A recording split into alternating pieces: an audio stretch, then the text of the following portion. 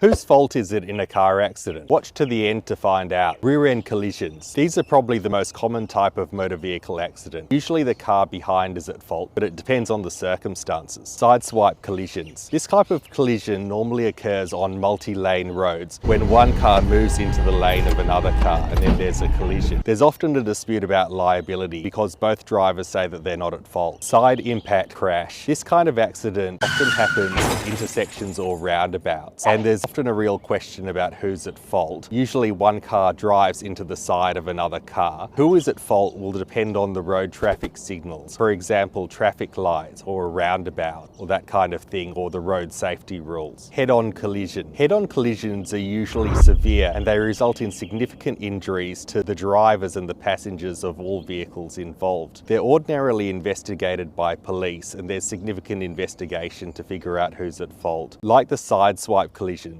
there's often a dispute about liability. If you're involved in a car accident, you may be entitled to compensation if you can show that you're not totally at fault. If you have a car accident injury claim, contact Foyle Legal and we may be able to provide assistance regarding your case.